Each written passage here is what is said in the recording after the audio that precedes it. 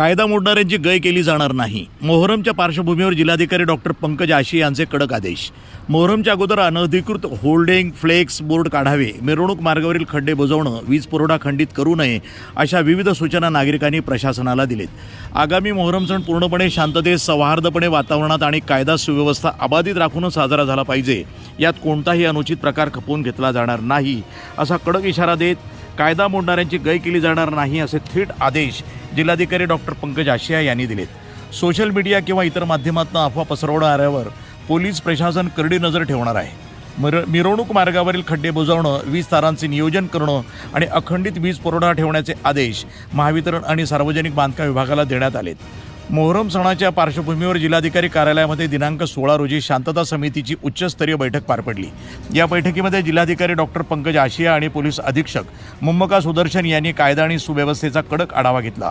बैठकीस अपर पोलीस अधीक्षक वैभव कलबुर्मे, उपविभागीय अधिकारी दिलीप टिप्परसे, कोतवालीचे निरीक्षक नितीन देशमुख, तोफखान्याचे निरीक्षक बालाजी वैद्य, भिंगार कॅम्पच्या सहाय्यक निरीक्षक तेजश्री थोरात यांच्यासह महावितरण, सार्वजनिक बांधकाम आणि अन्न आणि औषध प्रशासनाचे वरिष्ठ अधिकारी उपस्थित होते. मोहरम कमिटी, यंग पार्टी आणि शांतता कमिटीच्या सदस्यांसह सर्व समाज घटकांनी पारंपरिक उत्साहात, परस्पर सहकार्यानं आणि सामाजिक सलोखा राखून हा सण साजरा करावा असं आवाहन प्रशासनानं केलं आहे. प्रतिनिधी मोहसिन शेख, न्यूज टुडे 24, अहिल्यानगर.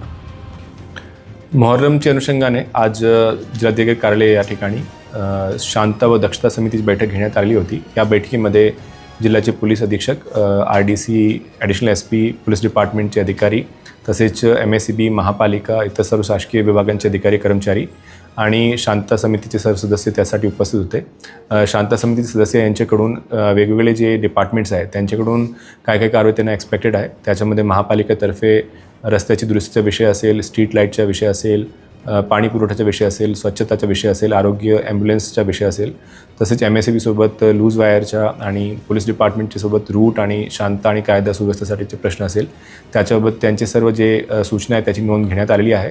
आणि याच्यासोबत जे सर्व संबंधित डिपार्टमेंट आहे त्यांनी पण त्यांची या कार्यक्रमाच्या अनुषंगाने जी तयारी आहे ती त्या ठिकाणी मांडली. आणि त्यासोबत ज्या ज्या उणिवा आतापर्यंत राहिलेल्या आहेत त्याचं पण प्रशासनातर्फे नियोजन आहे की पुढील 6 ते 7 दिवसाच्या आत आपण 100% त्याची तयारी पूर्ण करणार. आणि जसं आपले शहराची जी ट्रेडिशन आहे की आतापर्यंत कधी या सणाला कधी गालबोट लागलेली नाही आहे, तीच ट्रेडिशन आपण या वर्षीसुद्धा कंटिन्यू करणार. आणि याच्यासाठी शांतता समितीचे सर्व सदस्य तसेच सर्व शासकीय विभाग आणि पोलीस प्रशासन त्यांची तयारी झालेली आहे. मी सर्व नागरिकांना याची विनंती पण करतो की सर्वांनी यासाठी प्रशासनाला सहकार्य करावं. तसेच यावर्षी सर्व नागरिकांना पण विनंती आणि आव्हानसुद्धा आहे की जे जिल्हा प्रशासनाने DJवर बंदी लावली आहे त्याच्या सर्व लोकांनी काटकोरपणे पालन करावे आणि पोलीस प्रशासनाला त्यासाठी सहकार्य करावे.